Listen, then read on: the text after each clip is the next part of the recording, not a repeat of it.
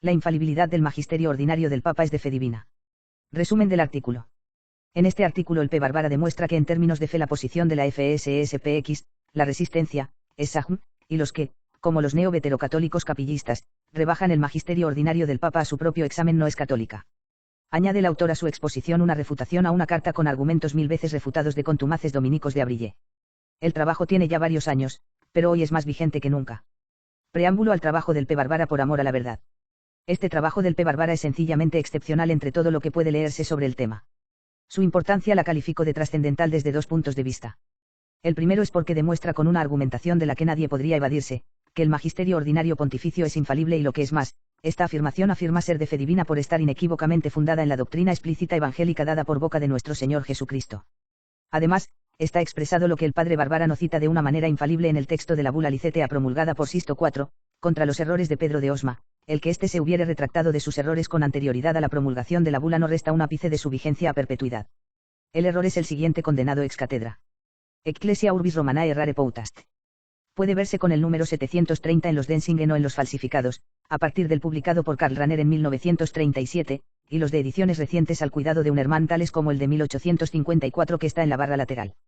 Su importancia crece de punto es el segundo punto de vista porque se puede observar que las posiciones erróneas católicas del arco eclesiástico actual, todas, profesan, tanto las conciliares con teólogos papales como Ocariz, o los movimientos progresistas que se alejan de la llamada posición neoconservadora, pasando por las posiciones dentro del radio de acción lefebvriano sin olvidar algunas posiciones edevacantistas, sobre todo al otro lado del océano, todas ellos profesan la posición teológica que niega la infalibilidad del magisterio ordinario pontificio, quizás debido a una equivocada comprensión de la constitución dogmática Pastora Eternus del Concilio Vaticano y, comprensión refutada por el autor.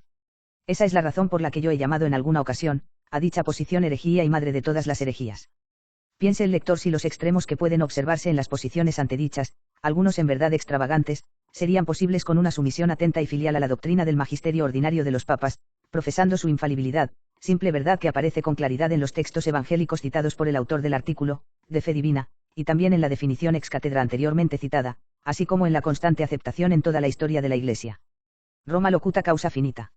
El testimonio de los padres de la Iglesia, sin excepción, también lo corrobora, así como el testimonio de los santos doctores de la Iglesia, particularmente San Roberto Belarmino. Véanse los posts en este blog bajo la categoría Infalibilidad Pontificia.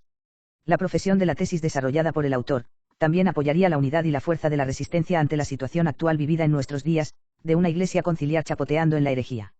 De menos importancia es la observación del autor, pero también de gran valor, en el sentido de que es la única posición teológica que libera a los católicos de la angustia y perplejidad que surge del cruel dilema como explica el autor sufrido por ellos en nuestros días. Por último diré, que proporciona una infinita paz de la conciencia frente a la asunción de decisiones en las que muchos de la resistencia juzgan pecaminosamente en mi opinión a la sede y resisten al que creen legítimo pastor, y frente a ellos, otros asumimos posiciones audaces que desafía el común y viciado sentir actual, cuya legitimidad sería dudosa sin el respaldo de la doctrina de los papas, y de lo que siempre se ha creído en la Iglesia, tanto docente como en los creyentes en general, más allá de las disquisiciones singulares habidas en algún momento, en distintas épocas, entre los teólogos. Dicho todo esto, asumiendo la veracidad del artículo, en su parte esencial, queda no obstante por discutir algún punto del que nos apartamos, en este blog, de su autor. Me refiero a la toma de posición que el autor, limitándose a aceptar la infalibilidad del Papa en el ejercicio de su cargo, explica así. Si llegara, el Papa, a ser hereje o cismático en privado, estaría separado de Cristo.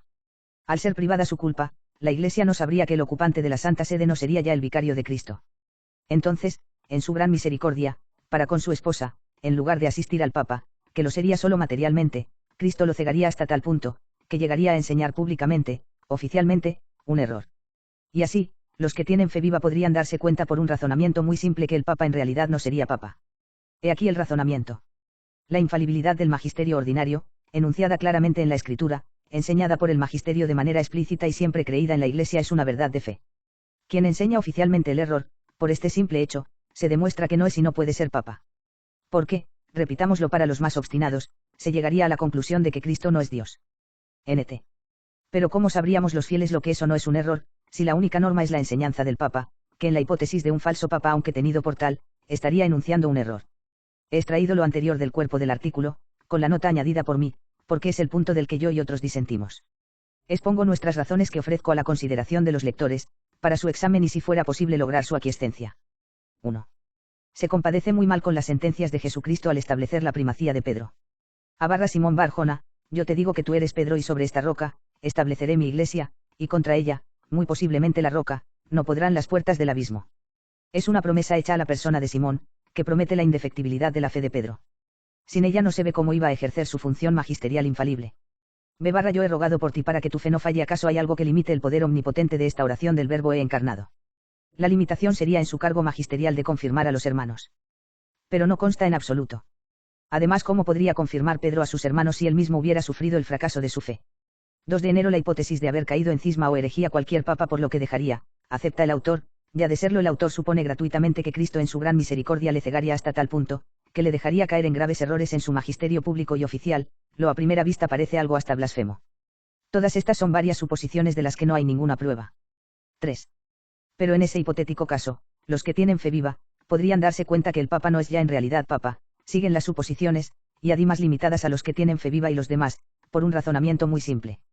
¿Acaso no vemos que ahora pocos hacen ese razonamiento simple? 4. Aunque la cosa fuera así de simple, ¿quién les daría certeza de que lo predicado por ese Papa es un error? ¿Acaso el medio para la certeza, para los fieles, en todas las épocas y en todas las cuestiones no ha sido siempre, según la enseñanza de los pastores 1000 veces repetida, la aprobación del y conformidad con el Papa? ¿Dónde estaría entonces el Papa si en la hipótesis ya no existiría, y aún más, si estuviera suplantado por un hereje? No serviría este método lleno de suposiciones para crear disensiones entre los fieles y dejarlos aún más perplejos. Piénsese en la experiencia habida desde hace 50 años. ¿Cuántos se han dado cuenta de errores de bulto tanto los del concilio como en lo dicho y hecho por los papas conciliares, mediante razonamientos teóricamente simples? 5. El autor admite que este caso, gracias a Dios, nunca se ha dado. ¿Cómo no ver en ello, aceptando la debilidad de los papas que llevan la dignidad de su cargo en vasos de arcilla, un signo clarísimo de la verdad de la indefectibilidad personal en la fe, no en la moral y otros aspectos ajenos a ella, del vicario? Es sorprendente que haya sucedido así, por lo que es un indicio fortísimo de la verdad de la proposición. Los fieles siempre lo han creído, en todas las épocas y de todas condiciones, luego es la verdad, como razona San Roberto. Last but not least, ¿acaso su hipótesis del Papa meramente materialiter, del Papa hereje, no ha sido ya refutada por muchos? Por estas razones y alguna más que omito la suposición del autor, no es posible. Si hemos de dar fe a lo dicho por Cristo, hemos de concluir, que quien garantiza el milagro del magisterio ordinario infalible, podría también garantizar la prerrogativa de la indefectibilidad en la fe, o sea el quedar libre de caer en la herejía, de su vicario, aun como persona particular o doctor privado. Si el autor nos pide fe para lo primero, ¿qué le impide no pedirla también para lo segundo? Todo indica que ella es una prerrogativa única, que ni siquiera se da en santos, doctores, reyes, autoridades religiosas o civiles. También aquí vale lo de potuit, de quid ergo fecit. Dicho esto, invito a los lectores a la consulta de los posts que están en la categoría infalibilidad pontificia, en los que se ofrece y razona, a veces con pruebas irrefutables por autores de gran autoridad, la sentencia que hemos llamado, la indefectibilidad en la fe o la indestructibilidad de la roca sobre la que reposa la infalibilidad del magisterio ordinario de los obispos, la infalibilidad de la Iglesia, superanc Petram edificabo ecclesia meam, la fe de los fieles, y por qué no decirlo, la infalibilidad discente de los fieles que si concuerdan con el Papa son infalibles para vencer cualquier duda u objeción, o cualquier enconado ataque que pueda llevarlos incluso al martirio. Añado el magnífico comentario habido, con el que, junto con el preámbulo y el texto del artículo incluyo en este documento PDF. San Miguel. Por el Pere Noel Bárbara. Índice. La infalibilidad del magisterio ordinario del Papa. Naturaleza del magisterio eclesiástico. Naturaleza de la infalibilidad. Cuando el Papa y los obispos son infalibles. La infalibilidad del magisterio ordinario del Papa es una verdad de fe divina. Corolario. Diferencias entre los teólogos. Apostilla del El último minuto. A propósito de un estudio de la Ves Heleni. Presupuesto falso o verdad divina de la fe. El día que Dios quiera darnos un Papa, cuando se haya restaurado el orden en la Iglesia, cuando los historiadores estudien el periodo posconciliar, absolutamente escandaloso, todos tendremos que reconocer que ningún obispo, absolutamente ninguno, se puso en pie para condenar, en nombre de la fe católica, las enseñanzas oficiales y heréticas de los papas del Vaticano II. Si se preguntaran por la razón de este escándalo sin precedentes, la encontrarían en la herejía del siglo XX, que es la negación práctica de la infalibilidad de la Iglesia de Roma, la Iglesia del Papa.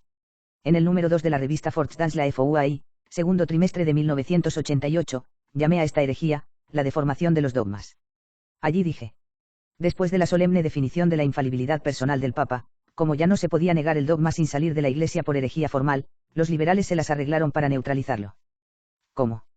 De dos maneras simultáneas, restringiendo al máximo su alcance y negándose a reconocer el magisterio ordinario de la Iglesia de Roma, maestra de la verdad, con el que las demás iglesias deben concordar. El maestro ya nos había advertido, los hijos de este mundo son más sabios que los hijos de la luz, LCXVI, 8. Una vez más, los hijos del siglo se mostraron hábiles. Actuaron con tanta habilidad, que su errónea interpretación de la infalibilidad papal se infiltró y se extendió por todas partes. En la práctica, sin ninguna declaración, el error suplantó a la verdad revelada. Inspirándome en la fábula, 1, diría que los padres conciliares del Vaticano II no todos eran herejes, pero todos estaban contaminados. 2. Sí, todos los obispos, entre ellos los dos que también se adhirieron a la resistencia, el arzobispo Lafeivre y Monseñor de Castro-Mayer. Esta errónea interpretación de la verdad revelada ha llevado a estos últimos a actitudes escandalosas, y ahora sus fraternidades, sacerdotes, religiosos y fieles enrolados en su movimiento no pueden desembarazarse de ella. Un colega me escribió en el último mes de mayo, con motivo de mi carta abierta a la fraternidad. A partir de un presupuesto falso, Judy convierte en inútiles sus argumentos y conclusiones. ¿Cuál es este falso presupuesto? El Papa es infalible cuando enuncia una doctrina a la Iglesia Universal, o, lo que es lo equivalente, con la intención de que sea oída por la Iglesia Universal. Ahora bien, él ha proferido muchas herejías ante la Iglesia. En consecuencia, él no puede ser Papa porque lo segundo contradice el presupuesto. Pero la presuposición es falsa. Sin ánimo de ofender a este colega, doctor en teología, sin embargo, como todos los liberales, llama presuposición falsa a lo que es una verdad de fe divina, como lo paso a demostrar. La doctrina que enseña que el Papa es infalible, incluso en su magisterio ordinario, es de gran importancia para la resistencia católica. En primer lugar, porque claramente se enseña en el Evangelio que es una doctrina de fe divina, y la debemos creer igual que las restantes verdades que ha complacido al Señor revelarnos a través de su Hijo. Además, en la crisis actual, con esta doctrina, y solo con ella, podemos decir con la seguridad que da la fe que los papas del Vaticano II carecen de la autoridad de Pedro. Infalibilidad del magisterio ordinario del Papa, 4. Por haber sido revelado por Jesús de parte del Padre, este privilegio se inscribe en la infalibilidad del magisterio de la Iglesia. Ella se sigue de las palabras con que fue instituido el magisterio como también de la razón por la que el Señor lo ha establecido. Palabras de Jesús, al establecer el magisterio. Y Jesús se acercó y les habló así: todo poder me fue dado en el cielo y en la tierra. Id, pues, y enseñad a todas las naciones, bautizándoles en el nombre del Padre y del Hijo y del Espíritu Santo, y enseñándoles a practicar todo lo que yo os he mandado. Mateo 28, 18-20. Seréis mis testigos en Jerusalén, en toda Judea, en Samaria, y hasta los confines de la tierra. Acti, 8. Razón por la que Jesús instituyó el magisterio. La razón proviene de las mismas palabras de Cristo que acabamos de leer.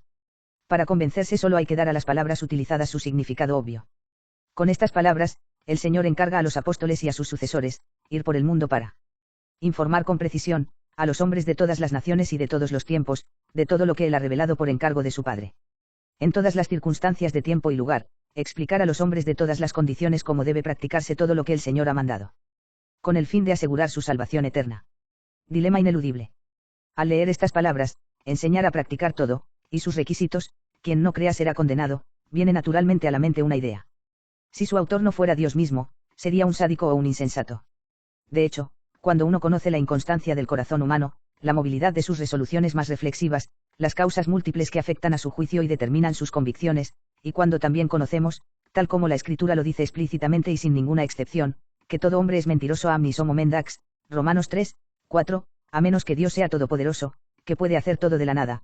Quien dice estas cosas, tendría que ser un loco o un sádico, por confiar sus secretos a hombres mentirosos, y afirmar que la fe en estos secretos, hasta el fin de los tiempos y para todas las personas, sea la condición sine qua non para la salvación del fuego del infierno eterno. Su solución. Para los católicos, este dilema se resuelve rápidamente, sin presentar ninguna dificultad. Creemos que Jesús es el Cristo, el Hijo de Dios vivo, Mt 16, 16. Siendo todopoderoso como su Padre, a Él le ha complacido elegir lo necio del mundo para confundir a los sabios y a los poderosos, a fin de que nadie se enorgullezca delante de Él. Isioar, 27-29. Jesucristo, cuya sabiduría no se equivoca en sus planes, oración del domingo 7 después de Pentecostés, haciendo uso de su omnipotencia dijo a sus discípulos que había tomado las medidas necesarias para lograr el fin que se propone al encomendar esta tarea de enormes proporciones a hombres simples, pero especialmente escogidos por Él para llevarlo a cabo fielmente. Juan 15, 16 y Geb. V4. Medidas tomadas por el Señor. Primeramente, para que estos hombres normalmente acostumbrados a leer ora omnis homo mendax no falsifiquen la verdad que les confió, la transmitan íntegramente y la interpreten fielmente hasta el final de los tiempos, Jesús hizo a estos hombres ministros suyos con el compromiso de su asistencia por medio del Espíritu Santo, todos los días hasta el fin del mundo. Y aquí que yo estoy con vosotros todos los días, hasta el fin del mundo, Mateo 28, 20. Recibiréis la fuerza del Espíritu Santo, que vendrá sobre vosotros, Actoi, 8. Si me amáis, guardad mis mandamientos. Y yo rogaré al Padre, y os dará otro Consolador, para que esté con vosotros para siempre, el Espíritu de la verdad. Juan 14, 15-17. Pero el Paráclito, que el Padre enviará en mi nombre, Él os enseñará todas las cosas, y os recordará todo lo que yo os he dicho. Juan 14, 26. Tengo todavía mucho que deciros, pero no lo podéis sobrellevar. Cuando venga el Espíritu de verdad, Él os enseñará toda la verdad. Juan 16, 12-13. El Espíritu Santo os enseñará en aquella hora lo que debéis decir. El 12, 12. Así pues, previendo el ataque que sufrirían por parte de los poderes desatados del infierno, y para que su fe no desfalleciese, se asoció especialmente a uno de ellos para que fuera con él, la piedra angular de toda su santa iglesia. En declaraciones exclusivas a Simón, pero en presencia de todos, Jesús dijo: Y yo te digo que tú eres Pedro, y sobre esta piedra edificaré mi iglesia. Mt 16, 16. Dijo el Señor: Simón, Simón, he aquí que Satanás os ha reclamado para cribaros como al trigo, pero yo he rogado por ti, para que tu fe no falle, y tú, una vez convertido, confirma a tus hermanos. La XXI, 31-32. Naturaleza del magisterio eclesiástico. Como su nombre indica, el magisterio es función específica encomendada por el Señor a los que deben propagar su enseñanza, y a los seleccionados para esta función. Los seleccionados. Fue el colegio apostólico en su totalidad, Pedro y los 11. Son también todos sus legítimos sucesores hasta el fin de los tiempos, el romano pontífice, sucesor de Pedro en su sede en Roma, y todos los obispos católicos en comunión con el Papa. Función. El maestro se encargó de los detalles. La función se encarga. 1. Los apóstoles y sus sucesores serían sus testigos predicando el Evangelio a toda criatura, enseñando a las naciones a lo largo de los siglos, y cualesquiera que sean las condiciones de vida de las personas, momento y lugar, y también enseñándoles cómo practicar todo lo que el Señor había mandado. También les encargó bautizar en el nombre del Padre y del Hijo y del Espíritu Santo. Finalmente, en palabras de San Pablo, instituyó el magisterio de aquellos que habían sido elegidos para ejercer como ministros de Cristo y administradores de los misterios de Dios. Isuar 4, 1-2. Un dispensador, un ministro, no es más que un instrumento. Indudablemente no es un instrumento inerte, es una persona. Elegido para servir, conserva su libertad. Pero esto no cambia su naturaleza, y su naturaleza, por supuesto, tiene que ser una herramienta en las manos de aquel que lo eligió para servirse de él. Como son solo instrumentos en las manos de Cristo, Cristo pudo decir con verdad, que Él los eligió y los envía en su nombre. Quien nos escucha me escucha a mí, quien nos desprecia a mí me desprecia. 2. Simón y todos los papas que posteriormente hubo en la tierra, después de su partida, otros él mismo, serán la piedra visible sobre la que repose su iglesia. La verdadera piedra invisible es Cristo en persona. Act. 4, 11, para confirmar la fe de todos, en una palabra, su vicario. Sin embargo, la esencia del vicario, dice Don Gría, es que sea una sola persona jerárquica con aquel a quien representa, que ejerza toda la autoridad, sin división y sin que no haya otras autoridades al margen de él. Por ello, Simón Pedro se convirtió es una señal clara y eficaz de la presencia de Cristo entre nosotros, la Iglesia y su constitución divina. Consecuencia. Ya sea ministerial o vicarial, el magisterio exige la fidelidad de quienes han sido investidos.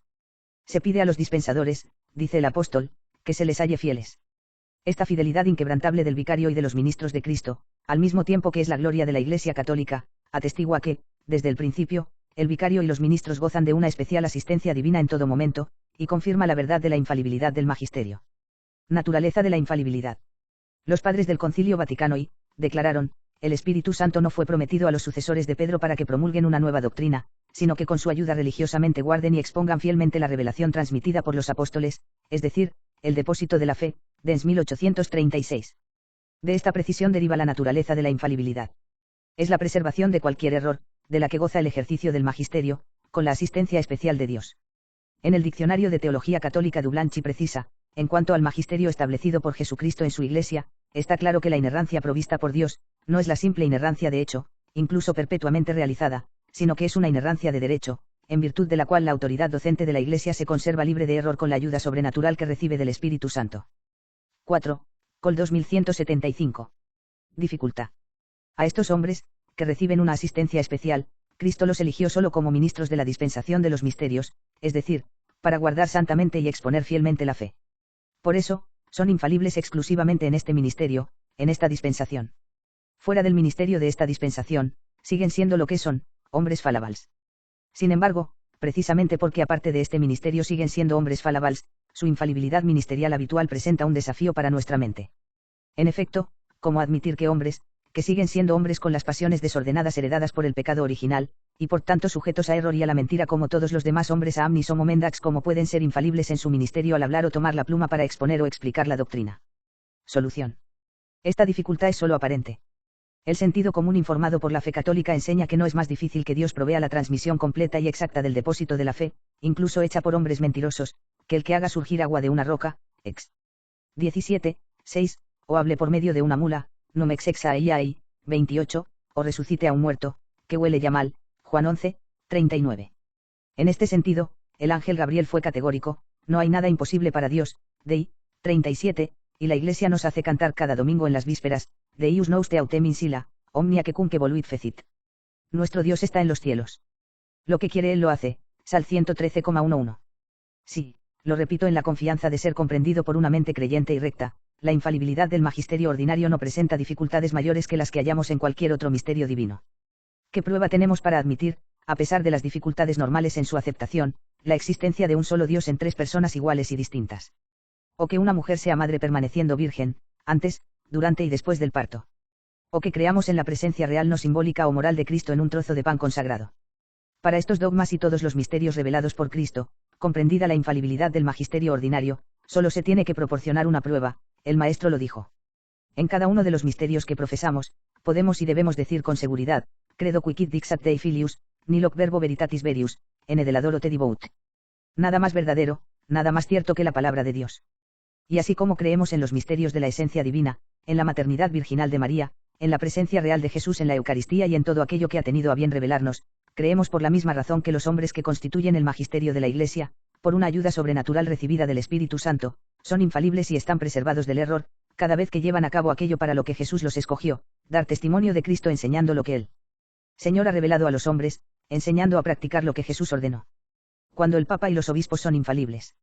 Antes de responder, hay que señalar que los que detentan el magisterio no necesariamente se benefician de la asistencia de las personas divinas cuando interactúan con la gente, o cuando expresan ideas personales. 5. En estos casos, no realizan su ministerio, no dispensan los misterios de Dios. Entonces son personas privadas que dan opiniones personales. 6.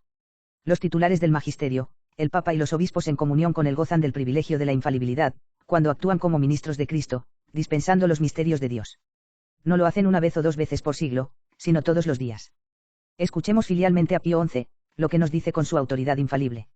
El magisterio de la Iglesia, establecido en la tierra según el plan de Dios para mantener perpetuamente intacto el depósito de las verdades reveladas y su conocimiento por los hombres, se ejerce diariamente por el romano pontífice y por los obispos en comunión con él, mortalium animas.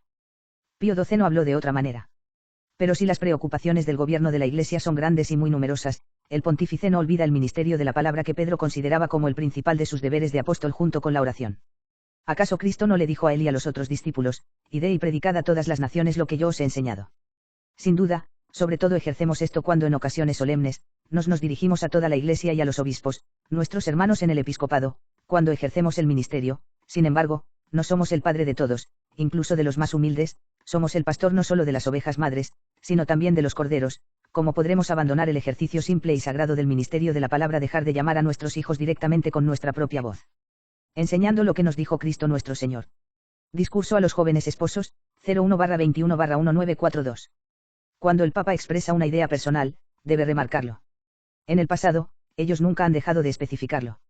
Este no es el caso de los papas del Vaticano y le enseñan el error ex cátedra en calidad de papas, en los documentos oficiales y en los discursos, en los espectáculos que protagonizan ante el mundo como cabezas visibles de la Iglesia Católica. Consideremos, por ejemplo, Pablo VI, en su viaje y en su discurso en la ONU, o en las actas del concilio que promulgó. Pensemos en Juan Pablo II, en sus discursos, en sus encíclicas, en su circo de Asís, en sus visitas oficiales a las iglesias protestantes y a la sinagoga de Roma. El ejercicio ordinario del magisterio, es el de todos los días. En otras circunstancias, el mismo magisterio se ejerce pero de otra manera. Dejemos al Papa Pío XI, hacer precisiones. En las ocasiones en que hay que oponerse con mayor eficacia a los errores y a los ataques de los herejes, o hacerlo con mayor claridad o detallando ciertos aspectos de la doctrina sagrada a fin de que sean mejor comprendidos por los fieles, el magisterio comporta entonces la misión de proceder por decretos con definiciones oportunas y solemnes, mortalium animus. Entonces se da su ejercicio solemne o extraordinario. De estas comunicaciones extraordinarias extraigamos dos verdades. Primera verdad. Que esta enseñanza sea hecha. 1. En la forma extraordinaria, dirigida a toda la Iglesia, a las personas de los obispos, nuestros hermanos en el apostolado y en medio de gran solemnidad. 2. O en la forma ordinaria, con la simplicidad adecuada para la enseñanza cotidiana, como hizo, por ejemplo, Pío XII con los jóvenes esposos. Pero siempre es una y la misma enseñanza de Cristo, confiada por él a los que ha elegido para enseñar en su nombre, infaliblemente, la verdad.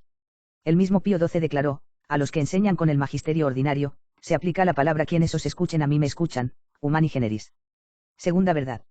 El magisterio infalible puede usar decretos y definiciones solemnes para oponerse con mayor eficacia a los errores y a los ataques de los herejes, o para desarrollar con mayor claridad o detalle aspectos determinados de la doctrina sagrada.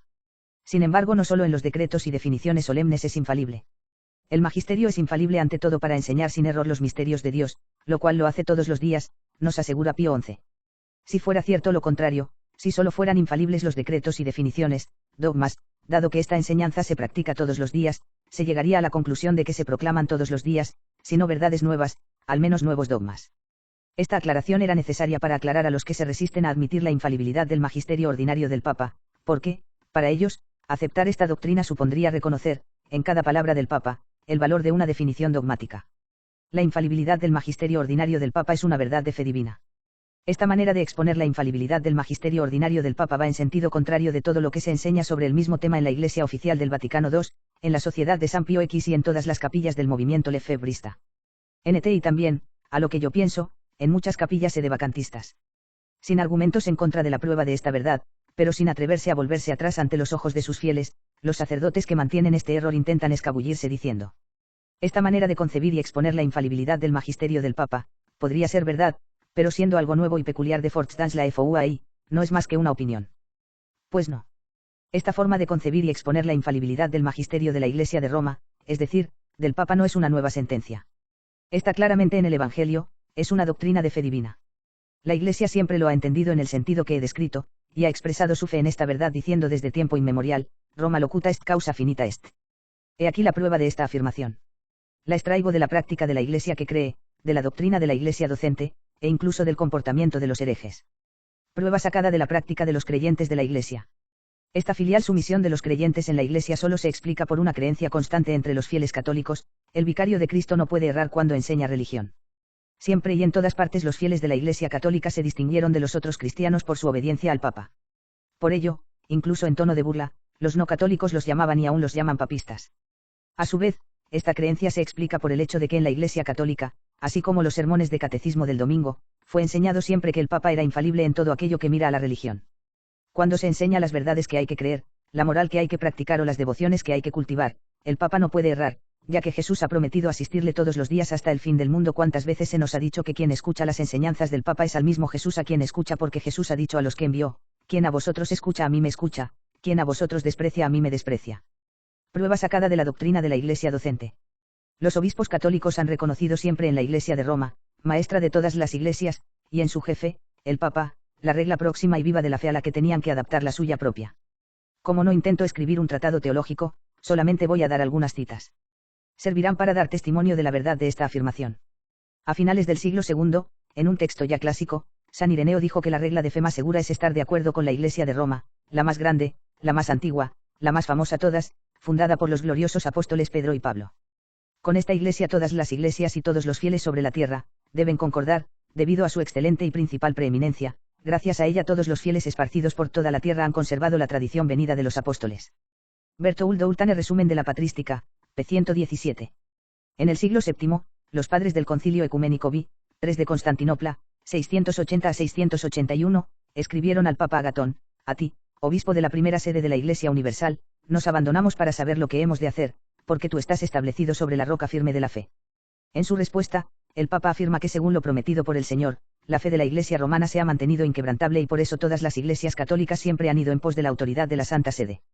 Nicholas Young, El Magisterio de la Iglesia, p. 33.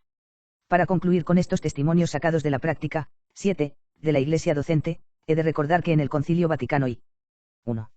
Esta doctrina, ya clásica, fue invocada muchas veces. He aquí dos citas que hacen autoridad. La primera es de Pastora Eternus.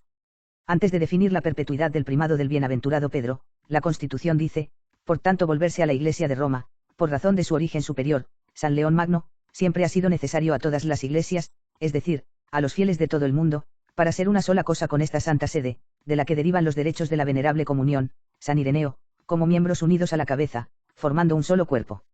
Dens 1821 Dumeige 469. La segunda la extraigo de un discurso del Mons. De Avanzo en nombre de la Diputación de la Fe. Cito algunos pasajes destacando: hay en la Iglesia un doble modo de infalibilidad, el primero es ejercido por el magisterio ordinario. Porque así como el Espíritu Santo, Espíritu de la verdad, permanece todos los días en la Iglesia también enseña verdades de fe cotidianamente, con la asistencia del Espíritu Santo.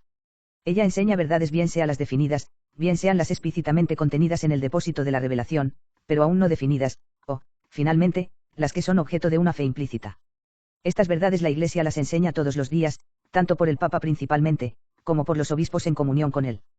Todos, el Papa y los obispos, son infalibles en este magisterio ordinario, por la misma infalibilidad de la Iglesia. Solo difieren en esto: los obispos no son infalibles por sí mismos, sino necesitan la comunión con el Papa, que los confirma, pero el Papa, él solo, no necesita de nadie salvo de la asistencia del Espíritu Santo que le fue prometida. Por ello, él enseña pero no es enseñado. Confirma pero no es confirmado. Domnau, Ocp. 15. 2. Basándose sobre todo en la infalibilidad del magisterio ordinario del Papa, los infalibilistas pudieron hacer triunfar la infalibilidad del magisterio extraordinario. Basta leer los textos del concilio para constatarlo.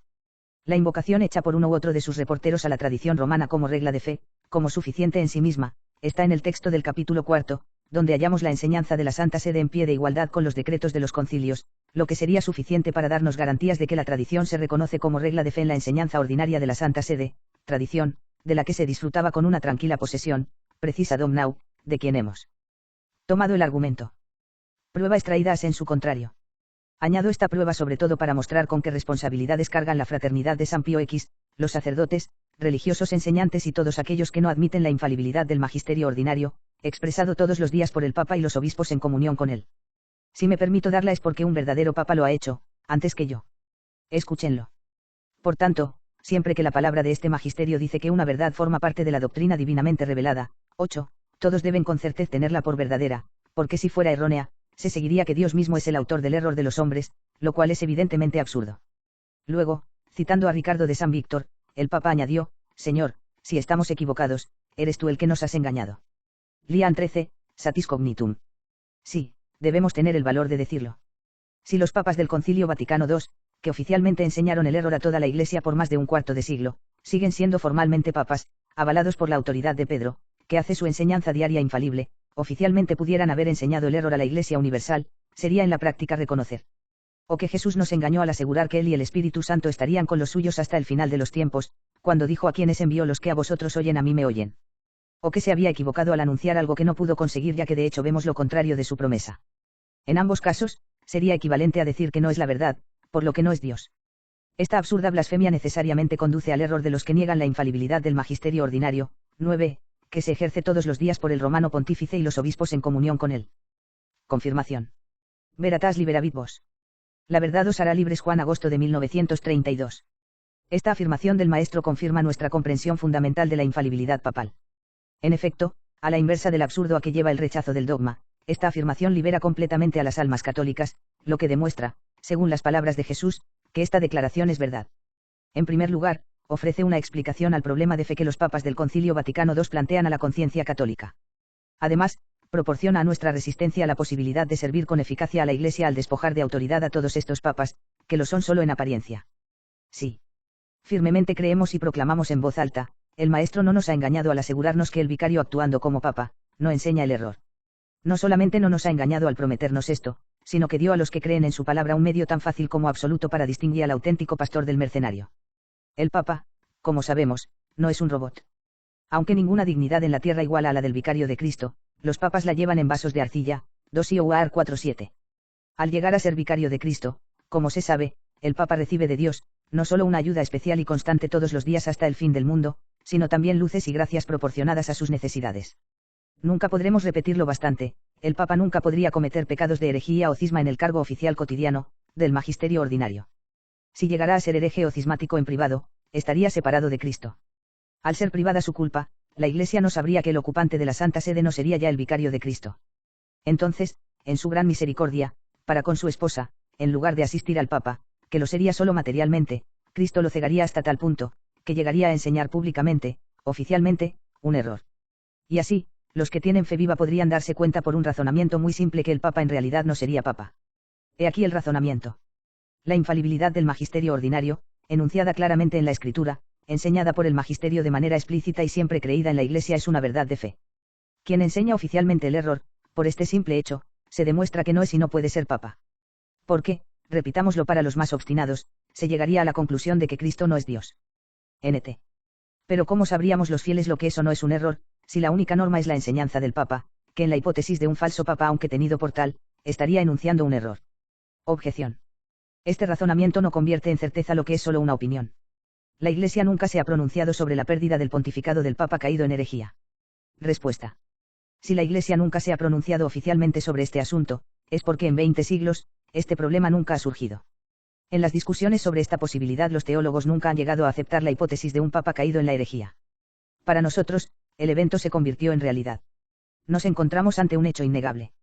Durante un cuarto de siglo los papas del Vaticano II han enseñado el error oficial del Vaticano en la Iglesia Universal y la Iglesia no puede, sin destruirse, permanecer bajo la jurisdicción de un hereje formal. Por tanto, es el deber de todo aquel que tiene fe y amor a la Iglesia resolver este problema de acuerdo con la doctrina católica. Sí, hoy en día, no podemos aprender de la historia para hacer frente a esta desgracia, tenemos, en los documentos papales y en la Escritura, los principios que permiten resolverla a la luz de la fe. En primer lugar nos encontramos con la enseñanza tradicional sobre la naturaleza del magisterio y la garantía de su infalibilidad. También encontramos la enseñanza tradicional del magisterio sobre las consecuencias de los pecados contra la fe. Recordemos solo dos textos. El que, incluso en un solo punto, rehúsa su asentimiento a las verdades divinamente reveladas, realmente habrá abdicado por completo de la fe, ya que se niega a someterse a Dios que es soberana verdad y el motivo formal de la fe, satis cognitum. En esta cita, León XIII no innova nada. Se limita a repetir la enseñanza tradicional. A su vez, Pío XII, haciéndose eco de la tradición, enseña que el cisma, la herejía o la apostasía separan del cuerpo de la Iglesia. Porque el pecado, incluso el pecado grave, no tiene de suyo por resultado como el cisma, la herejía o la apostasía la separación del hombre del cuerpo de la Iglesia, mystici corporis Christi. Por estas enseñanzas, el cristiano de fe viva, tiene derecho a concluir. 1. Respecto de algunas verdades establecidas en la doctrina, como VGR. El dogma más firme de nuestra religión, fuera de la fe católica nadie puede salvarse, Pío VIII, o la verdad que identifica el cuerpo místico de Cristo con la Iglesia o est mystici corporis Christi Ecclesia, Pío XII, los papas del Vaticano II con pertinacia han enseñado otras nuevas doctrinas en conflicto con la fe católica, han demostrado que abdicaron realmente de la fe teológica. 2. Puesto que el pecado contra la fe por sí mismo da lugar a la separación del cuerpo de la Iglesia, es imposible admitir que quien está separado de Cristo y de la Iglesia pueda ser al mismo tiempo el vicario de Cristo y cabeza visible de la Iglesia. 3. Así pues, aunque los papas del Vaticano II fueron elegidos por aquellos que tenían el derecho de elegirlos, su ocupación de la sede de Pedro no es una ocupación más que material pero sin la autoridad de Pedro. En consecuencia, hasta que la Iglesia decida sobre sus casos, podemos y debemos considerarlos como lo que son, papas que no son el vicario de Cristo, papas para quien es la palabra quien nos escucha a mí me escucha. Quien nos desprecia a mí me desprecia no tiene aplicación. Esta enseñanza, en perfecta armonía con las Escrituras, nos permite decir, como dice San Pablo a los Gálatas, a todos los cardenales, obispos, sacerdotes y creyentes comunes y corrientes que siguen las nuevas doctrinas del Concilio Vaticano II, 0h insensatos obispos, cardenales, sacerdotes, ¿quién os ha fascinado para que no obedezcáis ya a la verdad? Gal 3, 1, nos sorprende que tan rápidamente os hayáis desviado de la verdad recibida de nuestros padres para profesar otra verdad. No es que haya otra verdad, sino que algunas personas quieren destruir la doctrina de la Iglesia romana madre y maestra de todas las demás iglesias, la que los padres ortodoxos os han transmitido para que vosotros, también la transmitáis completa y en el sentido con que los padres ortodoxos siempre la han entendido.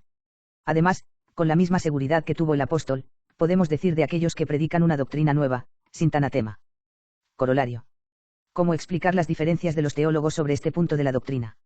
Es indiscutible que estos desacuerdos, sobre una doctrina de fe divina, es un escándalo y atrae la maldición de los cielos. Ay de aquel hombre por quien viene el escándalo. Además, obstaculizan ante todo la defensa de la fe. Por tanto, es deber de todos trabajar para que estos escándalos cesen presionando los sacerdotes de sus centros de misas para que estudien esta doctrina a la luz de la Escritura y la tradición. Los fieles también deben saber, y decirlo, que todos los que, sean sacerdotes o laicos, continúen afirmando que se trata de una cuestión abierta acerca de la cual, cada uno puede tener su propia opinión, yerran. He demostrado que la infalibilidad del magisterio ordinario del Papa es una doctrina de fe. Sin embargo, estas diferencias no nos deben asombrar, y menos aún causar sorpresa. El Maestro nos advirtió, es necesario que haya escándalos, Mat. 18, 7, y Pablo nos dio la razón de su necesidad, a fin de que se reconozca a aquellos de vosotros que tengan una virtud, fe, dice la Biblia de Filian, probada, y Sioar 11, 19. Sea como sea, este comportamiento no es un misterio teológico, incluso se explica con facilidad, como demostraré. En primer lugar, quisiera recordar algunas verdades que las almas de buena voluntad, que leen y entienden lo que leen, podrán sacar un comportamiento práctico católico. Verdad. El rechazo de la infalibilidad del magisterio ordinario del Papa es algo nuevo. Es la herejía del siglo XX. Hasta el siglo pasado, como ha señalado Domnau en el texto citado anteriormente, se disfrutó de ella con una pacífica posesión, no impugnada por nadie, y todos los teólogos la aceptaron sin dificultad. 2. Verdad. A través de los siglos, cuando esta verdad fue impugnada, los teólogos siempre han estado divididos. Y en tiempos de crisis, la mayoría de ellos siempre han puesto sus talentos de la parte aparentemente más poderosa. Baste recordar, por ejemplo, la actitud de los teólogos alemanes en el momento de la rebelión de Lutero, y de los ingleses en la época de Enrique VIII, X. Como la historia es un perpetuo volver a comenzar, las divisiones existentes de los teólogos sobre este punto de la doctrina, no deberían sorprendernos, y mucho menos molestarnos. Tercera verdad. Sea cual sea su reputación y los valiosos servicios que prestan con frecuencia a la Iglesia, los teólogos, como tales, no constituyen magisterio. Por voluntad de Cristo, la Iglesia docente incluye solo al Papa y a los obispos que están en comunión con él. Estas tres verdades nos empujan con naturalidad a practicar una regla de conducta, absolutamente segura, bajo la fe católica. Regla de conducta. Dado que nos hablan no los teólogos en su nombre, Dios ha instituido infaliblemente, que cada vez que una doctrina sea claramente enseñada por el magisterio, como es el caso de la infalibilidad, esta enseñanza nos debe bastar. De hecho, incluso los teólogos en su enseñanza, deben regularse por ello. Estos últimos, me refiero a quienes son católicos, que verdaderamente aman a la Iglesia y se empeñan en servirla. 11. No deben discutir, ignorar, minimizar, diluir o debilitar esta enseñanza, sino que deben presentar todas las pruebas que puedan encontrar para justificarla. Hay dos posibles explicaciones para este comportamiento de los teólogos acerca de la infalibilidad del magisterio ordinario del Papa. Por mi parte, la veo como una maniobra de los liberales mencionados al comienzo del trabajo. Puesto que no podían negar abiertamente este dogma, se las arreglaron para silenciarla para que la mayoría de los católicos la perdieran de vista y, finalmente, la ignorasen. Pero no hay que olvidar que si los liberales llegaron a silenciar completamente el dogma, para que en la práctica fuera negado por muchos, la responsabilidad recae también, si no principalmente, en los teólogos y obispos católicos que lo permitieron. Aquí se comprueba la certeza del dicho de San Pío X, a quien le encantaba citarlo: la fuerza de los malos viene de la cobardía de los buenos. En el estudio mencionado anteriormente, don Paul Nau adelanta otra explicación. Todo lo que sucede, desde la promulgación de Pastora Eternus, sucede como si la brillantez de la definición hubiera eclipsado la verdad hasta entonces universalmente reconocida. Y dice en una nota: es comprensible que pudiera introducirse este cambio de perspectiva. Desde 1870, los manuales de teología llegaron a establecer en sus propios textos la tesis del concilio. Ninguno de ellos afrontó el estudio del magisterio ordinario del pontífice en solitario, por lo que se fue perdiendo de vista. Parecía que el magisterio papal se reducía solamente a las definiciones ex cátedra. Desde entonces, habiéndose centrado nuestra atención en ellas, nos hemos acostumbrado a considerar las declaraciones doctrinales de la Santa Sede con la única perspectiva de los juicios solemnes. Ellos solos aportarían a la doctrina las garantías necesarias. Pero desde esta perspectiva se hace imposible comprender la verdadera naturaleza del magisterio ordinario. Sin embargo, esta perspectiva permanece en más de un autor. Con el fin de confirmar la apreciación de este teólogo, aporto aquí dos citas. El Papa ejerce personalmente un magisterio infalible, no solo mediante sus juicios personales, sino también por el magisterio ordinario que se extiende perpetuamente a las verdades obligatorias para toda la Iglesia. El magisterio ordinario de la Iglesia y de sus órganos. París, 1887, p. 98. Se llama Magisterio Ordinario Universal a la enseñanza del Papa y los obispos en cualquier momento y en cualquier país. Cuando nuestro Señor dijo a sus apóstoles: id y enseñad a todas las naciones, no limitó sus poderes a un tiempo y a un lugar determinado. El Papa y los obispos desempeñan su función de doctores, no solo en raras ocasiones y ocasiones solemnes, sino siempre y en todas partes. Boulenger, Disculpa Manual, p. 399. Apostilla en el último momento. La revista Sal de la Tierra, La Comprensión de la Fe, N3, revista publicada bajo la responsabilidad de los dominicos del convento de la Halle Aux Bonchommes, Abril F. 49240, me acaba de llegar. Contiene un estudio de L. A. B. Seleni, de la Fraternidad de San Pío X, sobre el magisterio, a la luz de la infalibilidad. Creo que es mi deber poner en guardia a mis lectores. El autor de este trabajo, víctima de la falsa enseñanza ofrecida en Econe sobre este tema, claramente no entiende la razón de la infalibilidad magisterial en general, ni el alcance de la infalibilidad papal, ni los trucos de los modernistas que han llegado a ocupar posiciones claves en la Iglesia desde Pablo VI. No voy a volver a escribir mi estudio, solo voy a comentar algunas deficiencias patentes en el estudio y pedir un deseo. Finalidad de la infalibilidad magisterial. Un texto oficial nos lo ha recordado. La infalibilidad otorgada al magisterio es para guardar santamente y para exponer fielmente el depósito de la fe, Vaticano I. En razón de esta finalidad, una conclusión se impone naturalmente, pero también inexorablemente. Siempre que el magisterio conserva o expone el depósito de la fe, está protegido por la infalibilidad prometida. Si no fuera así, y el magisterio cayera en el error, como dijo el Papa León XIII, la responsabilidad sería de Dios y de nadie más. Alcance de la infalibilidad papal. El PSLN afirma que para que sea infalible, el magisterio debe tener la determinación de enseñar definitivamente. Esto no es acertado. Es incluso falso. Porque el magisterio es infalible siempre que se ejerce y se ejerce todos los días, en palabras de Pío XI. El PSLN deja patente la causa de su error desde el principio de su artículo. Según él, la infalibilidad papal fue definida como dogma de fe en el Concilio Vaticano II.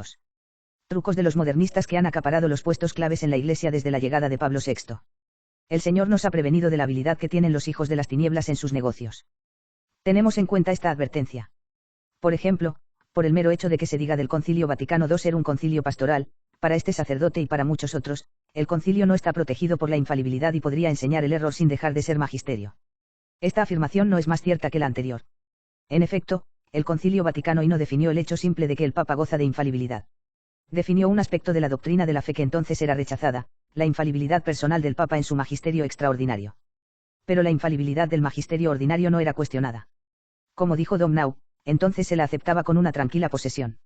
El concilio no definió nada al respecto. Dios mío. Alegar que el concilio V2 haya sido meramente pastoral. Pero ¿cómo se puede tragar semejante tontería? ¿Acaso en la Iglesia, los concilios pueden ser otra cosa que reuniones pastorales? Y no solo porque los obispos asisten a él con sus votos de pastores de la Iglesia, sino ante todo porque la pastoral, es decir, la conducta y defensa de los fieles, justifica su convocatoria.